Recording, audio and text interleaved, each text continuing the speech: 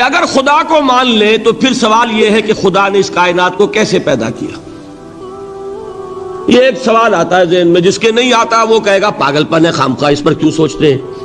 لیکن جس کے ذہن میں سوال آ گیا اس کے لیے بڑی مصیبت ہو جاتی ہے. وہ تو سوچتا ہے، انسان کا اختیار نہیں ہوتا اپنے ذہن پر. وہ لاکھ روکے اسے مت سوچو، وہ اور سوچے گا. یہ مصیبت ہے فلسفیوں کی. کیسے پیدا کیا؟ اب ایک تصور تو یہ ہے کہ جیسے یہ میز ہے، بڑھئی نے بنایا اس کو، بڑھئی علیحدہ ہے، میز علیحدہ ہے. لیکن اس میں یہ بات ماننی پڑے گی کہ پہلے کوئی چیز تھی جس سے میز بنائی. لکڑی تو تھی نا، اس سے میز بنائی. لہذا ہندوؤں میں ایک عقیدہ یہ ہے کہ خدا بھی قدیم، مادہ بھی قدیم. خدا نے اس مادے سے یہ شے بنا دی، مادے سے یہ بنا دی. وہی مٹی کی تغاری ہوتی ہے، کمہار اس سے کوئی رکابی بنا دیتا ہے، کوئی وہ ہنڈیا بنا دیتا ہے، کوئی گھڑا بنا دیتا ہے. مٹی تو ہے نا پہلے. تو مادہ بھی قدیم، خدا بھی قدیم، اور مادے سے خدا نے یہ شکلیں بنا دی. ٹھیک، یہ بھی سنویت ہو گئی، توحید تو ختم ہو گئی. تو جن لوگوں کا ذہن تھا توحیدی لیکن اس مسئلے میں الجھ گئے، انہوں نے ایک اور شکل تجویز کی کہ خدا خود ہی اس شکل میں تبدیل ہو گیا. کیسے؟ جیسے برف پگھلتی ہے تو پانی بن جاتا ہے. پانی کہاں سے آیا؟ برف سے. اب کوئی پوچھے برف کہاں ہے؟ بھائی یہی پانی ہے، یہی برف ہے یا نہیں؟ اسی پانی کو آگ کے اوپر آپ نے رکھ دیا، وہ بھاپ بن گئی. اب آپ کہیں برف کہاں ہے، پانی کہاں ہے؟ یہی بھاپ جو ہے یہی در حقیقت پانی ہے، یہی بھاپ جو ہے یہی برف ہے. یہ ہے وہ ہماؤس پینتھیزم جس کو انگریزی میں کہتے ہیں، کہ خود خدا نے روپ دھار لیا اس کائنات کا. یہ دو فلسفے ہیں. کیا ہے یہ؟ بدترین شرک ہے. پہلی اگر شکل ہے تو وہ انسان خدا قرار پا گیا، جس کو اوتار مانا وہ خدا ہو گیا کہ نہیں. اور دوسری شکل میں تو ہر چیز ہی خدا ہے، یہ بھی خدا، یہ بھی خدا، پتھر بھی خدا، درخت بھی خدا، ہر چیز خدا. اس لیے کہ وہ برف پگھلی ہے تو پانی بنا ہے. وہ پانی چاہے زیر زمین آ رہا ہے، وہ پانی چاہے زمین کے اوپر دریا کی شکل میں آ رہا ہے یا زمین میں سوتے چل رہے ہیں، پانی تو وہی برف ہے جو پہاڑوں پر ہمالیہ پر پڑا ہوا ہے. وہی پگھل رہا ہے، یہ کچھ بن رہا ہے. یہ ہے شرک فی الذات کی دوسری قسم جو دنیا میں رہی، پینتھیزم اور انکارنیشن، یا حلول اور ہماؤست. سمجھ میں آگے؟ اب میں ایک بات آپ سے عرض کروں گا. اللہ کا اس امت پر بہت بڑا فضل ہے جس کا آپ کو شکر ادا کرنا چاہیے. اس نوع کے شرک سے یہ امت 15ویں صدی شروع ہو جانے کے باوجود تاحال بحیثیت مجموعی محفوظ ہے.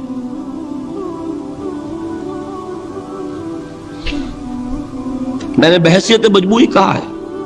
کوئی افراد یا عوام الناس یا جوہلاء یا شعراء یا نعت گو وہ مبالغہ آرائی میں کوئی بات کہہ دیتے ہو تو وہ علیحدہ بات ہے.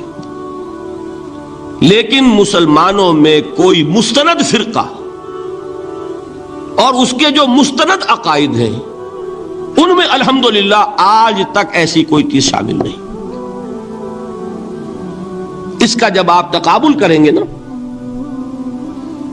آپ کا کیا خیال ہے عیسائیوں کو حضرت مسیح سے کتنی محبت تھی؟ اس کا تقابل کیجئے جو محبت مسلمانوں کو رہی حضور کے ساتھ.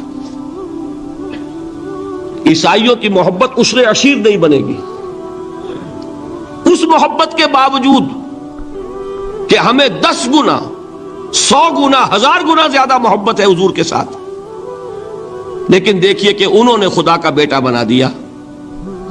یہاں کسی نے حضور کے بارے میں یہ بات آج تک کہی؟ یہ بہت بڑا کنٹراسٹ ہے نا. یہ در حقیقت عقیدت اور محبت کا غلو ہوتا ہے. تو عقیدت اور محبت کی کمی تو یہاں بھی نہیں، الحمدللہ ان سے زائد ہے. لیکن الحمدللہ ثم الحمدللہ ثم الحمدللہ خدا کا بیٹا تو کسی نے نہیں بنایا. اچھا میں ایک اور کنٹراسٹ آپ کو دکھاتا ہوں تاکہ آپ اللہ کا شکر کریں. حضرت علی کی کیا نسبت ہے حضور کے ساتھ؟ نبی اور امتی.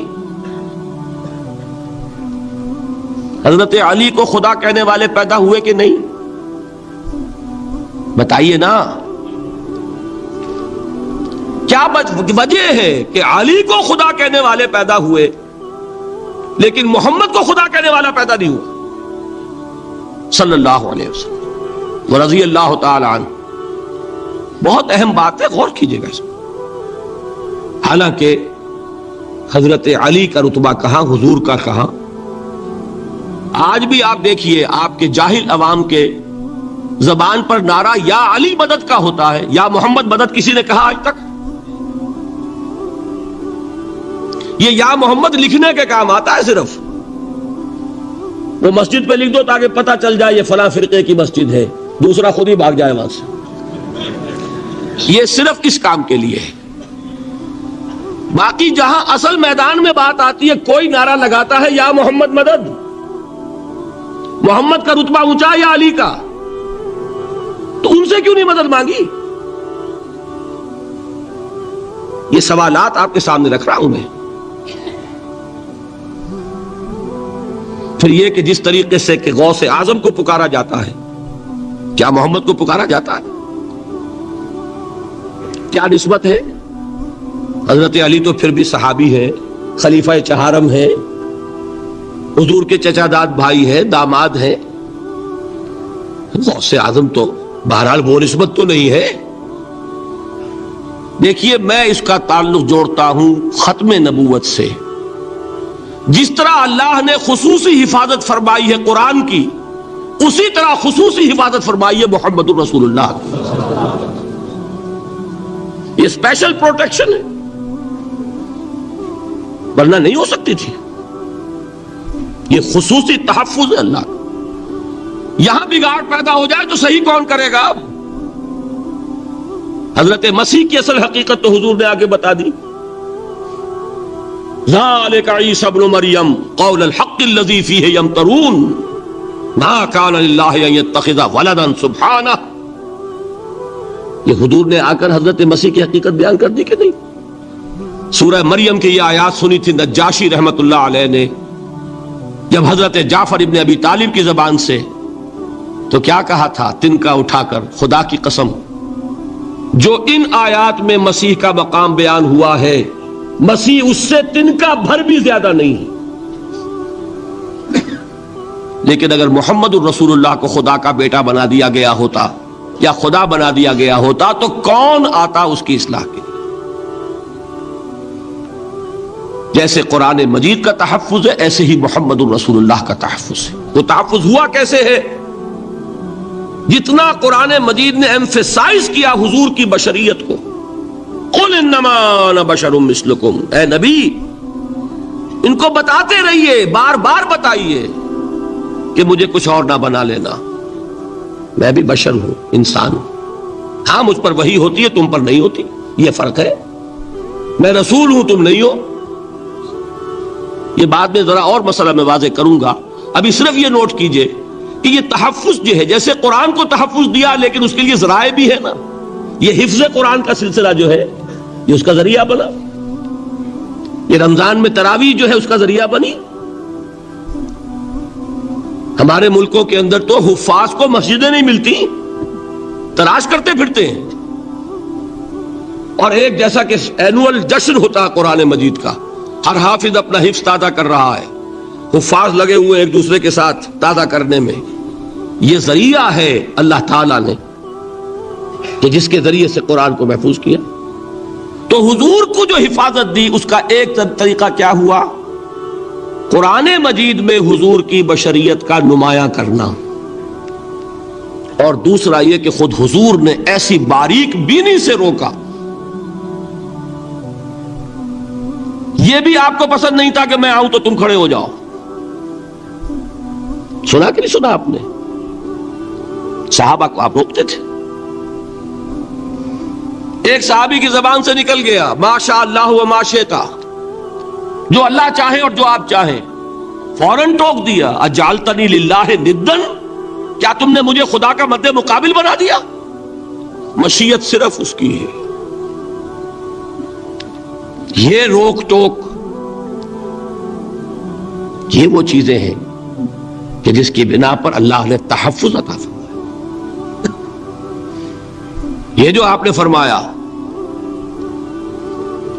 میری قبر کو کسی جلسے اور جشن کا مرکز نہ بنا لینا، فرمایا کہ نہیں فرمایا؟ اللہ تعالیٰ لعنت فرمائے بنی اسرائیل پر کہ انہوں نے اپنے نبیوں کی قبروں کو تو میلہ گاہ بنا لیا۔ یہ ساری وہ ہیں، یہ تحفظات ہیں، یہ بچاؤ ہے، یہ امت کو متنبہ کیا جا رہا ہے کہ محبت اور عقیدت کا غلو جیسے پہلے ہوا، یا اہل الکتاب لا تغلو فی دینکم، اے کتاب والو اپنے دین میں غلو سے کام نہ لو۔ یہ غلو محبت، غلو عقیدت ہے جس کی بنا پر وہ خدا کے بیٹے بنا دیے گئے، اور اگر وہ ہوتا یہاں اللہ کا نہ معلوم اللہ کے برابر کس طریقے سے حضور کو بنا دیا جاتا، لیکن قرآن نے خود حضور نے اس کی پیش بندی کی، جس کا ظہور ہم دیکھ رہے ہیں کہ اللہ کے فضل و کرم سے یہ امت تا حال بحیثیت مجموعی محفوظ ہے۔ البتہ دیکھیے شاعروں کی باتیں اور ہوتی ہیں، اور عوام کی اور واعظوں کی اور نعت گوؤں کی باتیں جو ہے وہ اور ہیں۔ میں جس چیز کی نفی کر رہا ہوں وہ علماء کی بات ہے۔ شاعروں کا تو قرآن مجید کے اندر خود ہی بھاڑا پھوڑ دیا اللہ نے، والشعراء یتبعهم الغاوون الم تر انہم فی کل واد یہیمون انہم یقولون ما لا یفعلون۔ مبالغہ نہ کریں تو شعر میں رنگ ہی پیدا نہیں ہوتا، پھر شعر کائے کو کہنا ہے نثر کہو بھائی، مبالغے سے اس میں ایک تاثیر پیدا ہوتا۔ وہ مبالغے ہمارے شاعروں نے، ہمارے نعت گوؤں نے کیے ہیں، اور اس میں اللہ تعالیٰ انہیں معاف کرے بالکل اوتار کر الفاظ بھی استعمال کر دیے۔ وہی جو مستوی عرش تھا خدا ہو کر، اتر پڑا وہ مدینے میں مصطفیٰ ہو کر۔ بتائیے رام چندر جی کے بارے میں جو عقیدہ ہے، اب کیا فرق رہ گیا؟ بال برابر فرق ہے یہاں کوئی؟ اور نقطے پیدا کرتے ہیں۔ مدینے کی مسجد میں منبر کے اوپر بغیر عین کا ایک عرب ہم نے دیکھا، کیا سمجھ میں آیا؟ عرب میں سے عین نکالا، کیا بنا؟ یہ نقطہ آفرینی ہے۔ اسی طریقے سے ہماری شاعری میں کچھ ہمہ کا رنگ بھی پیدا ہو گیا ہے۔ خود کوزاؤ، خود کوزا کرو، خود گلے کوزا، خود رندے صبو کش، خود برسر آکوزا خریدار بے آمد بشکست و رواں شد۔ وہ خود ہی کوزا ہے، خود ہی مٹی ہے جس سے کوزا بنا ہے، خود ہی کوزے کا بنانے والا ہے۔ سمجھ رہے؟ الفاظ تو بڑے پیارے ہیں، بڑے مزیدار ہیں، آدمی ایک دفعہ وجد میں آ جاتا ہے، لیکن ہے کیا؟ وہی ہے نا کہ وہی جو برف تھا پگھل کر پانی بن گیا۔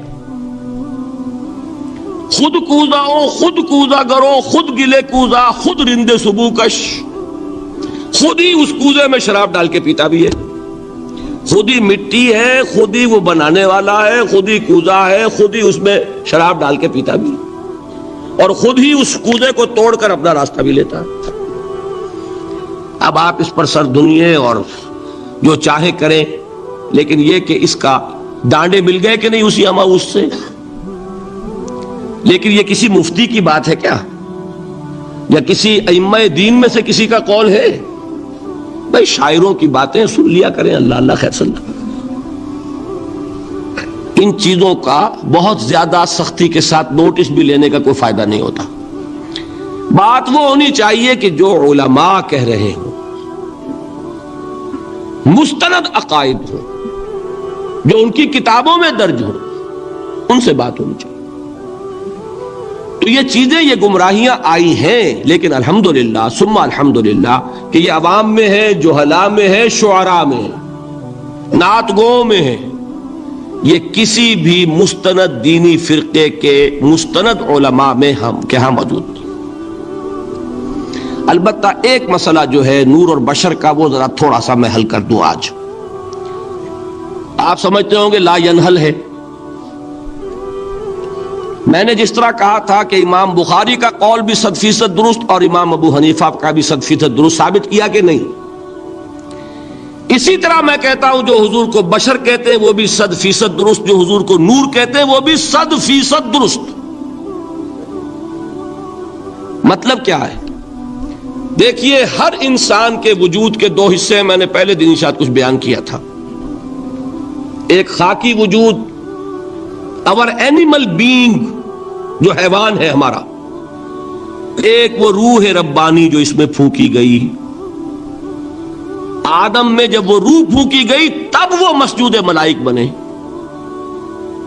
فَإِذَا سَوَّيْتُهُ وَنَفَخْتُ فِيهِ مِن رُوحِي فَقَعُوا لَهُ سَاجِدِينَ۔ دو جگہ آیت ہے قرآن مجید میں ایک شوشے کے فرق کے بغیر، سورہ حجر اور سورہ صاد۔ جب میں اس کو پوری طرح تیار کر لوں اور اس میں اپنی روح میں سے پھونک دوں تو گر پڑنا اس کے سامنے سجدے میں۔ ہمارا جو خاکی وجود ہے وہ ظلمانی ہے، اور جو ہمارا روحانی وجود ہے وہ نورانی ہے۔ اس کی نسبت کس سے ہے؟ اللہ سے۔ بات سمجھ میں آئی؟ لیکن ہم نے اپنے اس نورانی وجود کو اپنے خاکی ظلمانی وجود میں دفن کیا ہوا ہے، اور محمد الرسول اللہ صلی اللہ علیہ وسلم کا وہ نورانی وجود آپ کے اس خاکی وجود پر اس درجے غالب تھا کہ وہ خاکی وجود معدوم کے درجے میں ہے، لیکن وہ حضور صلی اللہ علیہ وسلم پر اثر انداز نہیں ہو سکتا۔ وہی خاکی وجود ہے جسے ہم نفس کہتے ہیں، نفس غلبہ کر سکتا ہے محمد پر صلی اللہ علیہ وسلم۔ حضور کی شخصیت کی نورانیت نے آپ کی شخصیت کے خاکی وجود کا احاطہ کیا ہوا، ہماری شخصیت کی ظلمانیت نے ہماری اس نورانیت کو گل کیا ہوا، دفن کیا ہوا، چھپایا ہوا ہے۔ بس یہ فرق ہے۔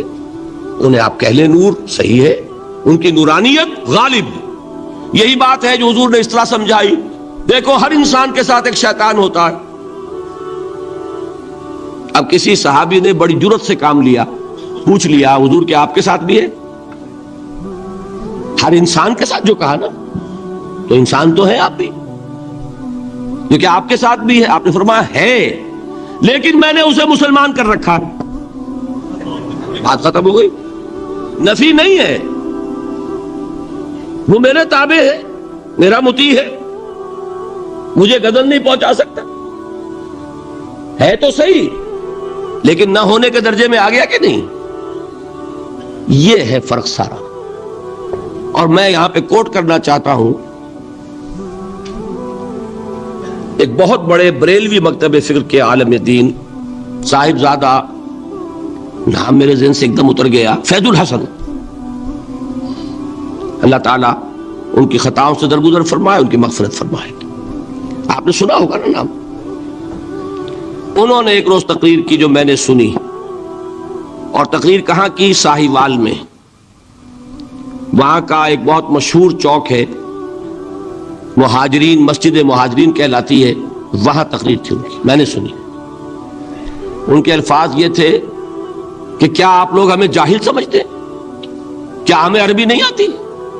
کیا ہم نے قرآن نہیں پڑھا جس میں بار بار یہ لکھا ہوا ہے کہ حضور بشر ہیں؟ حضور بشر ہیں، لیکن اصل میں ہم حضور کی بشریت کو نمایاں کرنے کو سوء ادب سمجھتے ہیں۔ بات سمجھیے آپ نے، اس قدر پیاری بات ہے۔ انہوں نے کہا کہ آپ کے باپ کا نام کیا ہے؟ عبد الرحمن۔ آپ عبد الرحمن کہہ کے پکارتے ہیں انہیں؟ ابا جان۔ ابھی آپ نے وہ آیات سنی، حضرت ابراہیم نے اپنے مشرک باپ کو یا ابت، یا ابت، بڑا پیارا ترجمہ کیا، ابا جان، ابا جان۔ کیا نام لیں گے؟ آپ کے باپ کا نام ہے، نام نہیں لیتے آپ، کیوں؟ ادب کی وجہ سے۔ اسی وجہ سے ہم در حقیقت حضور کی بشریت کو نمایاں کرنے کو سوء ادب سمجھتے ہیں، ورنہ کوئی ہم جاہل ہیں، ہمیں عربی نہیں آتی، ہم نے قرآن نہیں پڑھا، ہم جانتے ہیں کہ وہ بشر۔ بات سمجھ میں آئی؟ کتنی آسانی سے مسئلہ حل ہوتا، بشرطے کہ نیت حل کرنے کی ہو۔ آخر آمنہ کے بیٹے ہیں، عبداللہ کے بیٹے ہیں، عبد المطلب کے پوتے ہیں، بچپن آپ پر گزرا ہے، لڑکپن آپ پر گزرا ہے، نوجوانی آپ پر آئی ہے، جوانی آپ پر آئی ہے، شادی آپ نے کی ہے، اولاد آپ کی ہے، کون بے وقوف احمق ہوگا کہ جو آپ کی بشریت کا انکار کرے گا؟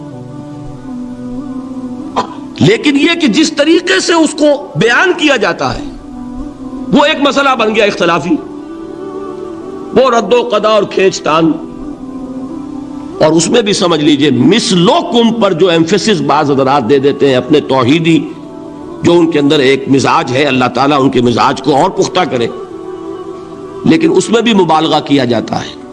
ایک حدیث مجھ سے سنیے جس میں حضور نے مثل کا انکار کیا۔ مثلکم کا مطلب اگر کسی نے یہ سمجھا کہ بالکل ہم جیسے ہیں تو بہت بڑی مغالطے میں۔ حضور صوم وصال سے منع فرماتے تھے، خود رکھتے تھے۔ صوم وصال کیا ہے؟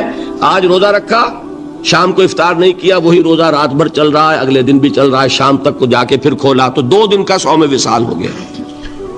اگلے دن بھی نہیں کھولا، چلا تو 72 گھنٹے کا صوم وصال ہو گیا۔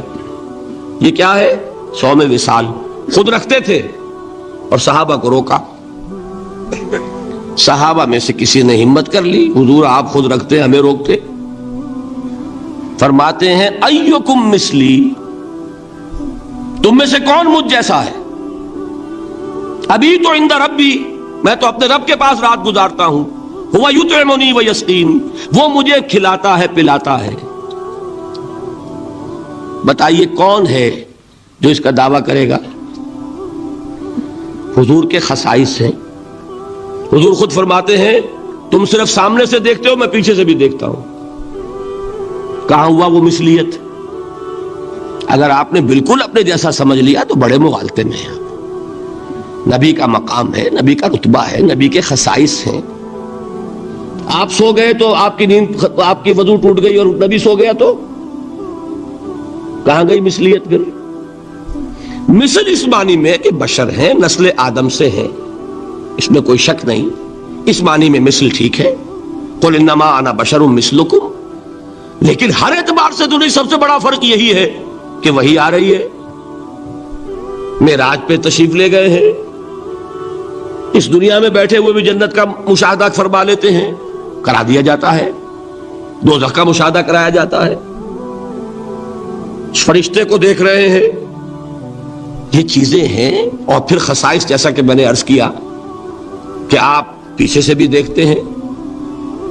آپ کا معاملہ یہ ہے کہ آپ اگر سو جائیں تو آپ کا وضو نہیں ختم ہوگا۔ یہ ساری چیزیں جو ہے ان سب کو بیلنس کیجئے تو معلوم ہوگا کہ آپ بشر بھی ہیں 100% درست، لیکن آپ کی وہ نورانیت، آپ سراج منیر، ہدایت کا روشن چراغ، آپ کی جو روح انور ہے وہ آپ کے اس جسدی وجود پر اس طریقے سے حاوی ہے کہ گویا کہ اس نے اس کی ظلمانیت کو ختم کر کے رکھ دیا۔ اس معنی میں کوئی کہے نور مجسم تو مجھے کوئی اعتراض نہیں۔ یہ ہے ان چیزوں کو جمع کرنے کی شکل، خام خواہ کی کھینچتان کے سوا کچھ نہیں۔ بہرحال یہ پہلا حصہ ختم ہوا، شرک فی الذات۔ اب آئیے شرک فی الصفات۔ میں نے عرض کیا تھا کہ یہ ایک بڑا علمی مسئلہ ہے اور اس میں ٹھوکر لگ جاتی ہے۔ وجہ کیا ہے اس کو سمجھ لیں۔ بنیادی بات، ہماری زبان جو ہے وہ بہت محدود ہے۔ ہماری ہی زبان ہے جسے اللہ نے ذریعہ بنایا اپنی ہدایت کا، ورنہ ہمارے پلے نہ پڑتی بات، ظاہر ہے نا۔ لیکن ہماری زبان کی محدودیت ہے۔ اس محدودیت کا ایک مظہر یہ ہے کہ ہم جو الفاظ اللہ کے لیے بطور صفت استعمال کرتے ہیں وہی الفاظ مخلوقات کے لیے بھی کر لیتے ہیں۔ اللہ موجود، ہم بھی موجود، اللہ زندہ، ہم بھی زندہ، اللہ علیم، تو انسان علیم بھی علیم نہیں، علامہ بھی ہے کہ نہیں؟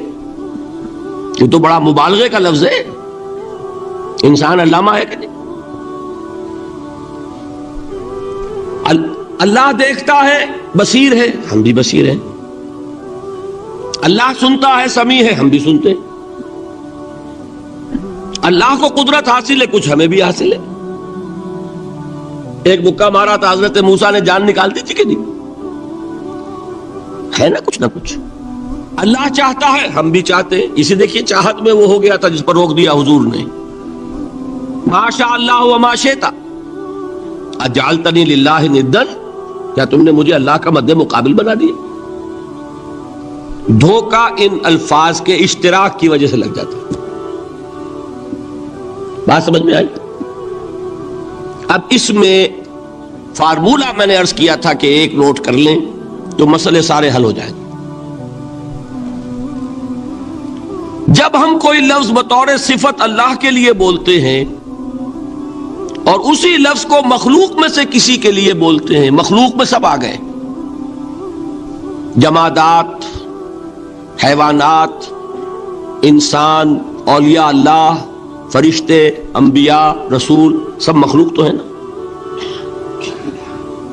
تو کل مخلوقات کو جب ہم ایک لفظ بطور صفت استعمال کریں گے اللہ کے لیے اور اسی لفظ کو استعمال کریں گے بندوں کے لیے، تو ان میں 3 فرق ہیں جو ذہن میں رہنے چاہیے،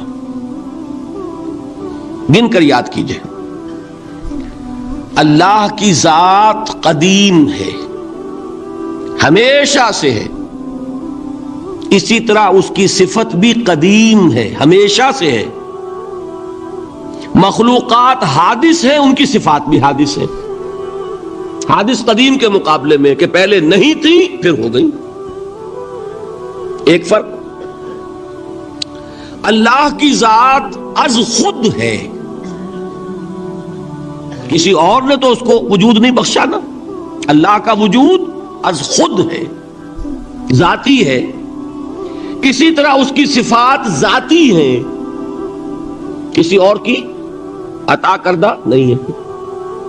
مخلوق کوئی ہو کسے باشد، ان کا وجود ذاتی نہیں عطائی ہے، اللہ نے دیا تو وجود ملا۔ اسی طرح ان کی صفات عطائی ہیں، ذاتی نہیں۔ 2 فرق ہو گئے۔ اللہ کی ذات مطلق ہے، لا محدود، اسی طرح اس کی صفات مطلق ہیں، لا محدود۔ مخلوق کی ذات محدود کسے باشد، صفت بھی محدود۔ 3 فرق ہے، ذاتی عطائی، قدیم حادث، لا محدود محدود۔ 3 فرق ذہن میں رہیں تو جو صفت بھی آپ اب بولیں گے اس میں یہ تینوں باتیں ذہن میں رہیں۔ سمجھ میں آ گئی بات؟ اب اس کا اطلاق کیجئے تو یہ علم غیب کا مسئلہ حل ہو جائے گا۔ یہ بھی لا ینحل سمجھا جاتا ہے نا۔ علم کسی کا بھی ہو، انسان، فرشتہ، اولیاء، انبیاء، رسول، حضور صلی اللہ علیہ وسلم، کسی کا بھی حادث ہے، قدیم نہیں ہے، عطائی ہے، ذاتی نہیں ہے، محدود ہے، لا محدود نہیں ہے۔ 3 باتیں مان لیں، شرک نہیں ہوگا۔ ان میں سے ایک کو ساقط کر دیں، شرک ہو جائے۔ آئی بات سمجھ میں؟ اللہ کی قدرت ذاتی ہے، عطا کردہ نہیں۔ مخلوق میں جس کو قدرت حاصل ہے وہ عطائی ہے، ذاتی نہیں۔ اللہ کی قدرت لا محدود، یفعل ما یشاء فعال لما یرید علی کل شیء قدیر۔ ہم مخلوق کوئی بھی ہو اس کی قدرت محدود۔ اللہ کی قدرت جب سے وہ ہے ہمیشہ سے ہے، ہمیشہ سے قدرت بھی ہے، اور مخلوق میں سے قدرت یہ حادث ہے۔ تینوں چیزیں سامنے رہیں، شرک نہیں ہوگا۔ ایک چیز کی بھی کمی ہو گئی، شرک ہو جائے۔ یہ ساری صفات پر لے آئیے۔ اللہ کی حیات ذاتی، ہماری عطائی، لائی حیات آئے، قضا لے چلی چلے، اپنے بس میں نہ آنا تھا نہ جانا ہے۔ زندگی اس کی عطا کردہ ہے، جب چاہے لے لے۔ اللہ کی حیات بھی ایسی ہے کیا؟ ذاتی الحی. ہماری حیات محدود، ویسے بھی محدود، موت آئے گی شاید ختم ہو جائے. چلیے موت ختم نہیں کرتی، ہم سمجھتے ہیں کہ وہ ہماری ابدی ہے. محدود جسمانی میں تو ہے، کھانے کو نہ ملے تو کمزوری، ذرا کام کیا تو تکان، نیند بھی آ رہی ہے، اونگ بھی آ رہی ہے. اور اس کی حیات الحی القیوم لا تاخذہ سنۃ ولا نوم. حیات ذاتی ہے، لامحدود ہے اور قدیم ہے. یہاں حیات عطائی ہے اور حادث ہے اور محدود ہے، ساری صفات.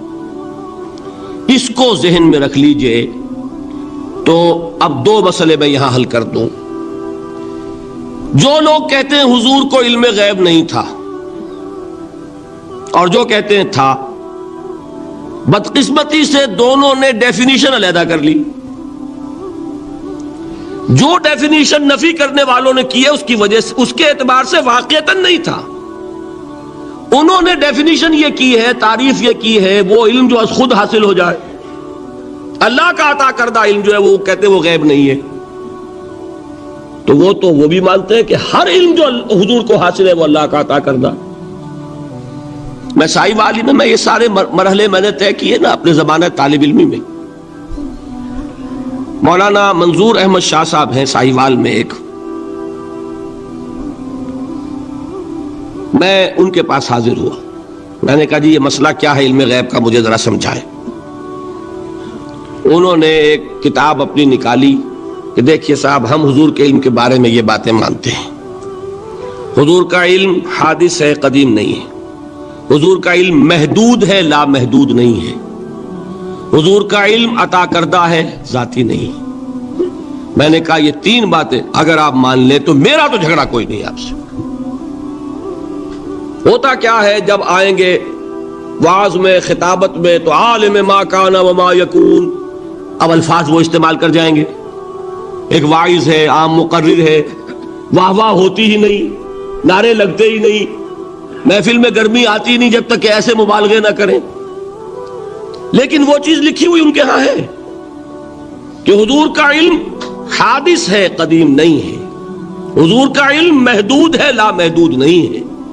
حضور کا علم عطائی ہے، ذاتی نہیں ہے. ان تینوں چیزوں کے بعد کوئی بڑے سے بڑا وہابی اور بڑے سے بڑا اہل حدیث بھی انکار نہیں کرتا. باقی یہ بات جان لیجئے کہ غیب اور حضور یا شہادہ یہ در حقیقت عام انسانوں کے اعتبار سے الفاظ استعمال ہوئے.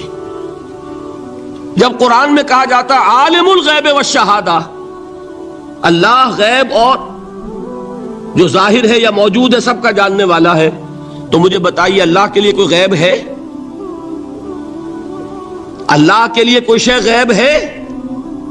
تو کیوں کہا جا رہا ہے عالم الغیب والشہادہ؟ وہ ہمارے اعتبار سے کہا جا رہا ہے. جو تمہارے لیے غیب ہے اللہ اس کو بھی جانتا ہے، اور جو تمہارے سامنے اللہ اسے بھی جانتا ہے. اللہ کے لیے تو کل شہادہ ہے.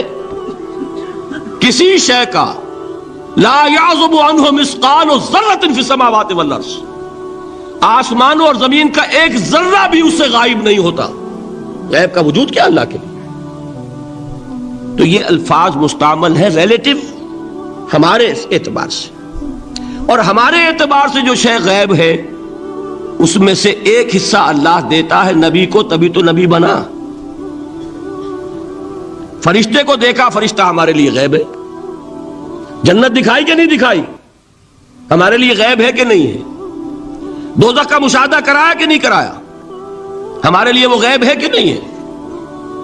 جو چیزیں ہمارے لیے غیب ہیں انہی کے پردے اللہ کچھ اٹھاتا ہے، کل غیب نہیں.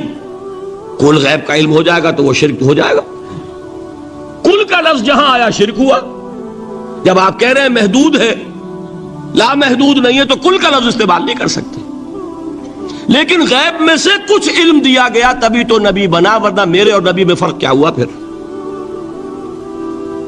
البتہ یہ کہ وہ غیب کا علم ہو یا حاضر کا علم ہو، سائنٹیفک نالج ہو یا وحی کا علم ہو، کوئی بھی علم ہو، آیت الکرسی کے الفاظ نوٹ کیجئے، یعلم ما فی السماوات و ما فی الارض، وہ جانتا ہے ولا یحیطون بشیء من علمہ الا بما شاء، مخلوق میں سے کوئی بھی اس کے علم میں سے احاطہ نہیں کر سکتا مگر جتنا وہ چاہے۔ اب یہ بات علیحدہ ہے کہ ہم کون ہیں طے کرنے والے کہ ناپیں بیٹھ کر کہ اللہ نے ابراہیم کو کتنا علم دیا، ہم ناپ سکتے ہیں؟ عیسیٰ کو کتنا دیا ہم جان سکتے ہیں؟ تو ابراہیم کا، موسیٰ کا، عیسیٰ کا نہیں ناپ سکتے تو محمد الرسول اللہ کا کہاں ناپیں گے؟ یہ پاگل پن ہے، یہ ہے جو غلطی ہوتی ہے۔ ہم کون ہیں طے کرنے والے؟ اللہ نے اپنے نبی کو دیا جو دیا، بات ختم۔ کل نہیں کہیں گے، کل کہا شرک ہو جائے گا، ذاتی کہا شرک ہو جائے گا۔ عطائی ہے، جو دیا اللہ نے دیا، اور کل نہیں دیا، جتنا چاہا دیا، ہے حادث قدیم نہیں۔ تینوں چیزوں مان لیجئے تو شرک کا کوئی شائبہ نہیں ہوگا۔ باقی جہاں ایک طرف قرآن میں وہ آیات ہیں کہ اللہ کے غیب کو کوئی نہیں جانتا، ٹھیک، وہاں یہ بھی ہے کہ لا یظہر غیبہ، لا یظہر علی غیبہ الا من ارتضی بالرسول، وہ اپنے غیب پر قابو نہیں دیتا مگر اپنے رسول میں سے جس کو چاہے۔ یہ دونوں آیتیں قرآن کی ہے کہ نہیں؟ اسی لیے در حقیقت جو غیب کی نفی کرتے ہیں حضور سے، وہ کہتے ہیں کہ از خود معلوم ہونے والی شے غیب ہے۔ ہم کہتے ہیں از خود تو کوئی بھی شے کسی کو معلوم نہیں، ہمیں حاضر کا علم بھی اللہ ہی دیتا ہے تو ہوتا ہے، غیب کا تو بہت دور کی بات ہے۔ یہ مسئلے بڑے سیدھے ہیں، خام خواہ ہم نے پیچیدہ بنایا ہوا ہے۔ خدا کے لیے ان مسئلوں کو سلجھائیے اور جوڑیے، کاٹنے کی بجائے جوڑنے کی فکر کیجیے کہ بھائی یہ اپنی اپنی جگہ پر علیحدہ علیحدہ تم نے تعریفیں کر رکھی ہیں اس لیے جھگڑ رہے ہو، ورنہ دونوں باتیں صحیح ہیں۔ ایک مسئلہ ذرا اور زیادہ علمی ہے، میں ذرا پریشان ہو رہا ہوں کہ وقت زیادہ ہو رہا ہے۔ وہ مسئلہ ہے وحدت الوجود کا۔ ہمارے بہت سے صوفیہ وحدت الوجود کے قائل ہیں، اور ہمارے کچھ لوگ جو معترض ہیں وہ وحدت الوجود اور ہمہ اوست کو کنفیوز کر دیتے ہیں، ایک سمجھ لیتے ہیں۔ ہمہ اوست میں بیان کر چکا ہوں کہ بدترین شرک ہے، وحدت الوجود اور شے ہے، باریک بات ہے، سمجھ میں نہیں آتی عام لوگوں کے، سادہ ترین الفاظ میں آپ کو سمجھاتا ہوں۔ ایک نظریہ یہ ہے کہ اللہ ہی نے یہ روپ دھار لیا، یہ ساری چیزیں بالفعل موجود ہیں، یہ بھی ہے، یہ بھی ہے، یہ بھی ہے، اور یہ سب اللہ ہی ہے۔ یہ بدترین شرک ہے، شرک فی الذات۔ ایک لوگوں کی رائے یہ ہے کہ یہ کچھ ہے ہی نہیں، یہ سراب ہے۔ سراب میں کیا ہوتا ہے؟ آپ کو پانی نظر آتا ہے نا؟ ہوتا ہے پانی؟ نہیں۔ ہر چند کہے کہ ہے، نہیں ہے، ہے ہی نہیں، بس اللہ ہی ہے، یہ ہے ہی نہیں۔ دیکھیے ایک شعر ہے، کل ما فی الکون وہم او خیال اور رکوس فی المرایا او ظلال، اس کائنات میں جو کچھ ہے یا تو وہم ہے یا خیال ہے، یا جیسے شیشے میں عکس ہوتا ہے، آپ ادھر کھڑے آئینے کے نظر آ رہے ہیں، ادھر بھی ہے، ادھر کوئی نہیں، یا جیسے سایہ ہوتا ہے، سایہ درخت کا سایہ زمین پر پڑ رہا ہے، اس کا کوئی وجود ہے؟ تو ایک رائے یہ، آپ اس سے اختلاف کریں، اسے پاگل پن کہہ دیں، کیا بیوقوفی کی بات کر رہے ہیں؟ جو چاہے آپ کہہ دیں، شرک نہ کہیے۔ وہ کہتے ہیں موجود صرف ایک ذات اللہ کی ہے، حقیقتاً موجود، یہ جو کچھ نظر آ رہا ہے یہ موجود ہی نہیں ہے، اس کو شرک نہیں کہیں گے۔ اس سے اختلاف کریں، کوئی ضروری نہیں ہے کہ آپ مانیں ان کی بات، میں یہ نہیں کہہ رہا کہ آپ ضرور مانیں۔ شیخ احمد سرہندی رحمت اللہ علیہ نے اسے سمجھایا ہے اس کائنات کی حقیقت کیا ہے، ایک مثال سے۔ ان کے نظریے کو وحدت الشہود کہتے ہیں نا، وحدت الشہود، وحدت الوجود۔ شاہ ولی اللہ دہلوی نے فیصلہ کیا ہے کہ دونوں میں باریک سا فرق ہے، کوئی فرق نہیں ہے، تعبیر کا فرق۔ وہ مثال دیتے ہیں کہ دیکھیے ایک مشعل لیجئے، مشعل کیا ہوتی ہے؟ ایک لکڑی ہے، اس کے ایک سرے کے اوپر آپ نے کپڑا وغیرہ باندھ کے تیل ڈال کے آگ لگا دی، شعلہ جوالا ہے، ایک شعلہ، ٹھیک؟ وہ فرماتے ہیں کہ اس کو تیزی کے ساتھ ایک دائرے میں حرکت دیجئے، آپ کو آگ کا دائرہ نظر آئے گا؟ دیکھنے والے کو نظر آئے گا کہ نہیں؟ کیا دائرہ فی الواقع موجود ہے؟ بات ثابت ہو گئی کہ نہیں ہے، نظر آ رہا ہے۔ یہ فرماتے ہیں حضرت مجدد ای الصنعت باری تعالی است کہ معدوم را موجود می نمائند، یہ اللہ تعالیٰ کی صنائی ہے، خلاقی ہے کہ جو شے ہے نہیں اس کو دکھا دیتے ہیں کہ ہے، جیسے آپ نے آتشی دائرہ دکھا دیا ہے نہیں، اس کائنات کا کوئی وجود نہیں۔ میں پھر عرض کروں گا آپ اس سے اختلاف کریں، اسے نہ مانیں، چھوڑ دیں اس کو، یہ مسئلے ہیں فلسفے کے، لیکن سوال یہ ہے کہ اس کو شرک نہیں کہیں گے آپ۔ شرک وہ ہے جب کہیں یہ بھی شے ہے اور خدا ہے، یہ بھی ہے اور خدا ہے، پتھر بھی ہے اور خدا ہے۔ جب یہ کہا جائے گا یہ ہے ہی نہیں، صرف خدا ہے، تو در حقیقت اس کو شرک نہیں کہیں گے، یہ وحدت الوجود ہے، یونٹی آف بینگ۔ اب اس کو میں ایک اور اعتبار سے سمجھا دوں گا تو مجھے امید ہے اللہ تعالیٰ اس کو آپ پر کھول دے گا۔ دیکھیے، ایک ہمارا علم، ایک اللہ کا علم، ٹھیک؟ جب تقابل کریں گے تو کیا کہیں گے؟ اللہ کے علم کے مقابلے میں ہمارا علم ہے ہی نہیں، ٹھیک؟ اللہ کی قدرت کے مقابلے میں ہماری قدرت زیرو، اللہ کی مشیت کے مقابلے میں ہماری مشیت کچھ نہیں۔ وما تشاؤون الا ان یشاء اللہ، تم چاہ بھی نہیں سکتے جب تک کہ اللہ نہ چاہے، تو کیا ہوئی؟ خاک ہوئی۔ یہی آتے ہیں نا جو حدیث جس میں کہ دعا استخارہ حضور نے تلقین فرمائی، اور صحابہ فرماتے ہیں کہ حضور نے ہمیں اس طرح سکھائی یہ دعا استخارہ جیسے قرآن سکھایا۔ اس میں الفاظ کیا ہیں؟ فَإِنَّكَ تَعْلَمُ وَلَا أَعْلَمُ وَتَقْدِرُ وَلَا أَقْدِرُ، اے اللہ تجھے قدرت حاصل ہے، مجھے کوئی قدرت حاصل نہیں۔ اگر ظاہری الفاظ پر جائیں گے تو یہ تو خلاف واقعہ بات ہے۔ کیا حضور کو کوئی علم حاصل نہیں تھا؟ یہاں تو حضور فرما رہے فَإِنَّكَ تَعْلَمُ وَلَا أَعْلَمُ، یا چلیے اگر کوئی اور عام انسان کہتا ہے میں نہیں جانتا، تو کیا کوئی علم حاصل نہیں اسے؟ کچھ نہ کچھ علم تو ہے نا۔ لیکن اللہ کے علم کے مقابلے میں وہ نہ ہونے کے برابر ہے۔ اسی طریقے سے سمجھ لیجئے اللہ کے وجود کے مقابلے میں اس کائنات کا وجود نہیں ہے۔ بات ختم ہو گئی، مسئلہ صاف ہو گیا۔ حقیقی وجود صرف اللہ کا ہے، یہ اعتباری ہے، یہ ٹرانزینٹ، آل از چینج، پینٹارائم، بدل رہی ہے ہر شے، کسی چیز کو ثبات نہیں۔ آپ ایک لمحے پہلے جو آپ تھے وہ آپ، ایک لمحے بعد وہ آپ نہیں ہیں، بدل گئے آپ۔ ایک تسلسل ہے آپ کا کہ آپ سمجھتے ہیں کہ آپ وہی ہیں کہ جو آج سے 10 سال پہلے تھے۔ کیا آپ وہی ہیں؟ بدل چکے، خون پورا بدل چکا، نہ معلوم کتنی دفعہ بدل چکا، کھال بدل چکی۔ یہ تو معلوم یہ ہوا کہ یہ جو کچھ ہے ٹرانزینٹ ہے، عارضی ہے، فانی ہے، نہ ہونے کے برابر ہے، وجود برحق صرف اللہ۔ یہ بھی در حقیقت اسی شرک فی الوجود کی بات ہے۔ اگر ہم یہ کہیں کہ اللہ بھی موجود ہم بھی موجود، یہ کیا ہو گیا؟ شرک فی الوجود۔ اسی کو کہا ہے غالب نے جارو بلا بیار کہ این شرک فی الوجود، با گرد فرش و سینہ بہ ایواں برابر است۔ اگر آپ کے گدے کے اوپر گردہ پڑ گیا ہو تو جھاڑتے ہیں نا، فرش کے اوپر گردہ ہے تو جھاڑو سے صاف کرتے ہیں۔ غالب کہتا ہے کہ اگر تمہارے دل میں یہ گردہ آ گیا ہے کہ تم بھی موجود ہو، اللہ بھی موجود ہے، تو لا کی جھاڑو سے صاف کر دو اس گردے کو، کہ یہ شرک فی الوجود ہو جائے گا۔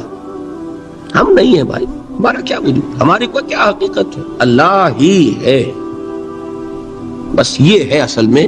پھر میں عرض کروں گا کوئی قبول کرے نہ کرے، اسے گمراہی کہے، اس کو جھوٹ کہے، اسے پاگل پن کہے، میں نہیں جھگڑوں گا۔ لیکن شرک نہیں کہہ سکتے آپ اس کو. شرک وہ ہماوست ہے، اس میں اور اس میں زمین و آسمان کا فرق. اب آئیے آخری شرک، شرک فی العبادت یا شرک فی الحقوق. اللہ کے حقوق کے لیے ایک لفظ استعمال کریں گے تو وہ کیا ہے؟ عبادت. وما خلقت الجن والانس الا لیعبدون، میں نے جنوں اور انسانوں کو پیدا ہی اس لیے کیا کہ میری عبادت کریں. اب عبادت میں شرک اگر ہوگا تو یہ شرک کی تیسری قسم ہو جائے گی. عبادت میں شرک سے مراد کیا ہے اس کو سمجھیے. یہ میں پہلے بیان کر چکا ہوں عبادت کسے کہتے ہیں. عبادت کے دو جز سمجھ لیجئے. جیسے ایک میرا یہ جسم ہے، ایک اس میں روح ہے. روح نظر نہیں آتی، نظر جسم آتا ہے، لیکن اس جسم کا سارا وجود اس روح سے ہے. چلیے روح کو چھوڑیں، جان. جان کیا کس بلا کا نام ہے؟ کسی کو نظر آئی آج تک؟ لیکن یہ جان ہی ہے جو اس جسم کو قائم رکھے ہوئے. اسی طرح عبادت کا ایک جسم ہے، ایک جان ہے. جسم کیا ہے؟ اطاعت، اللہ کی بندگی، ہما تن بندگی، ہما وجوہ بندگی، ہما وقت بندگی. یہ تو بیان کر چکا نا. اور روح کیا ہے؟ محبت، اللہ کی محبت. اطاعت جبر سے کی جاتی ہے تو وہ عبادت نہیں کہلاتی. انگریز کی اطاعت ہم کرتے تھے نا، لیکن کیا عبادت کرتے تھے؟ بات سمجھ میں آئی؟ اطاعت تو کر رہے تھے، عبادت نہیں. عبادت اس اطاعت کو کہتے ہیں جو کسی ہستی کی محبت سے سرشار ہو کر ہما وقت، ہما تن، ہما وجوہ کی جائے. تو جسد ظاہری کیا ہے عبادت کا؟ اطاعت. اور روح کیا ہے؟ محبت. اب ان دونوں کے اعتبار سے شرک کیا ہے، توحید کیا ہے، اس کو سمجھ لیجئے. اور یہ ہیں وہ چیزیں جو میں نے عرض کیا تھا کہ بالکل الجبرا کے فارمولوں کی طرح کی بات ہے. اطاعت میں توحید کیا ہے کہ مطاع مطلق صرف اللہ، ٹھیک. باقی ساری اطاعتیں اللہ کی اطاعت کے تابع. نفی نہیں ہے، والدین کی اطاعت کرو، لیکن جہاں والدین حکم دیں اللہ کے حکم کے خلاف، بات ختم، اطاعت نہیں ہوگی. بیوی شوہر کی اطاعت کرے، آپ اولو الامر کی اطاعت کریں، شاگرد استاد کی اطاعت کرے، مرید پیر کی اطاعت کرے، لیکن کیا پیر کو یہ بھی حق ہے کہ اللہ کے کسی حکم کو منسوخ کر دے؟ رسول کے کسی حکم پر اپنے حکم کو ور کرے، بالا تر رکھے؟ سمجھ میں آ گیا؟ اصول کیا ہے کہ اطاعت مطلق، unconditional, unlimited obedience is due only to Allah. All the other obediences are limited by His injunctions. اس کو حضور نے کیسے بیان کیا؟ لا طاعت لمخلوق فی معصیت الخالق. مخلوق میں سے کسی کی اطاعت نہیں ہوگی جس میں خالق کی معصیت لازم آ رہی ہو. جہاں اللہ کا کوئی حکم نہیں ہے آپ میرا حکم مان لیجئے، یہ شرک نہیں ہوگا. جہاں اللہ کا حکم ہے اس کے خلاف میں حکم دوں اور آپ مان لیں تو یہ شرک ہو جائے. بات سمجھ میں آ گئی کہ نہیں؟ اب اس کو اپلائی کیجئے. اپلیکیشن بالکل انڈیویجول لیول پر کیجئے. پہلے اللہ کا حکم کیا ہے؟ فجر کا وقت ہو گیا، نماز پڑھو. نفس کا حکم کیا ہے؟ سو. آپ نے اطاعت کی نفس کی، آپ کا مطاع کون ہوا؟ نفس. اور اللہ کی معصیت میں ہوا کہ اس کے حکم کے تابع ہوا. تو آپ کا نفس کیا بن گیا؟ آپ کا خدا، معبود. یا غلطی ہے اس میں کوئی؟ اس شرک کو پہچانیے ذرا. کون بچے گا اب؟ بات سمجھ رہے؟ اگر تو وہ فارمولہ صحیح ہے تو پھر یہ اپلائی ہو گیا. اب آپ کے اندر اتنی ہمت ہونی چاہیے, یا یہ سوچیے کہ فارمولے میں غلطی ہے, یو کین ریفر بیک, آئیے دوبارہ دیکھیے فارمولہ صحیح ہے. لا طاعت لمخلوق, میرا نفس مخلوق ہے کہ خالق ہے؟ مخلوق. میں نے اپنے نفس کی اطاعت کی اپنے خالق کی معصیت میں, تو میرا مطاع کون ہوا؟ نفس. جو مطاع ہے وہی معبود ہے, میرا معبود کون ہوا؟ نفس. اس کو کہتے ہیں مولانا روم, نفس ما ہم کم ترس فرعون نیست, لیکن اورا اون ایرا اون نیست. میرا نفس بھی فرعون